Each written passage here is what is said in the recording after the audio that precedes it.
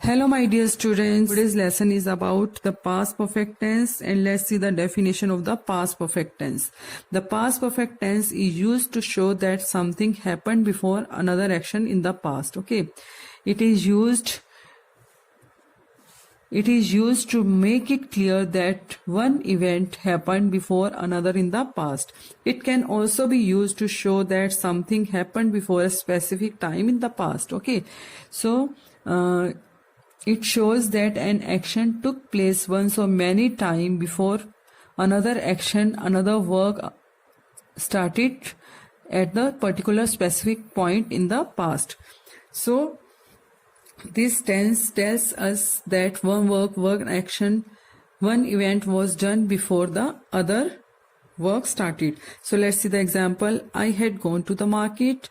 I had gone to the college when it happened. So in the above sentences, you can see the action, the work happened in the nearby could be happened nearby in the past, few months back and few years back. Okay.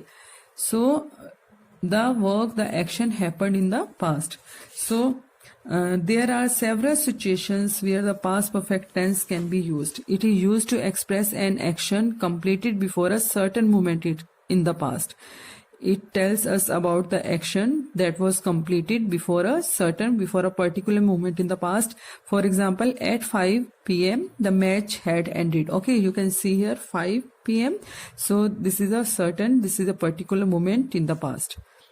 It is used to express an action in the past which was completed before another action, also in the past. So let's see the example. We had completed our homework before leaving the grandma's house. So this tells us about one work event was done before the other work had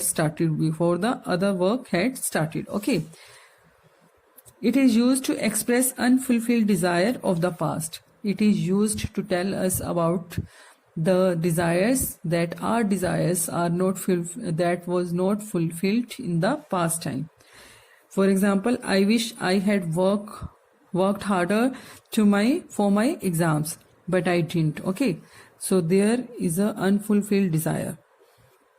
It is used to express impossible, unfulfilled condition of the past. Okay, if you had been regular, you would have performed better.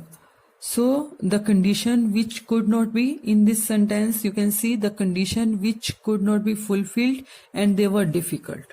So these are the uses of the past tense. So let's see the formation of the past tense, and the formation of the past tense is very easy, and we use here main verb had. Okay, and had is the past participle of the have. So let's see the formation of the affirmative sentences. We put here subject plus had plus past participles, third form of the verb plus subject.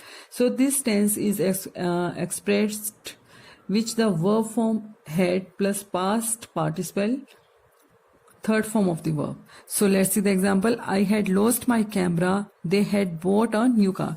So had as a helping verb. We are using here had as a helping verb, and lost, you can see here, third form of the verb. So let's see the formation of the negative sentences. We put here subject plus had plus not plus third form of the verb plus object. Okay. So we can use here, instead of using the had not, hadn't. Okay, to make it easy the sentence, we can use here hadn't. He had not cleaned his room.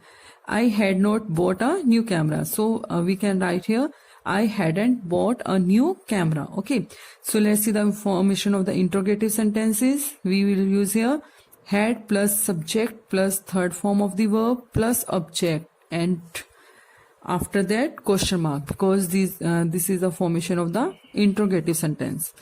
So let's see the example. Had you completed your task? Had she had she prepared some food for kids? Okay, and after that question mark. And let's see the formation of the negative interrogative sentences. Had plus subject plus not plus third form of the verb plus object, and after that question mark. So Let's see the example. Had they not written, and we can write here hadn't they written. Okay, so these are the formation.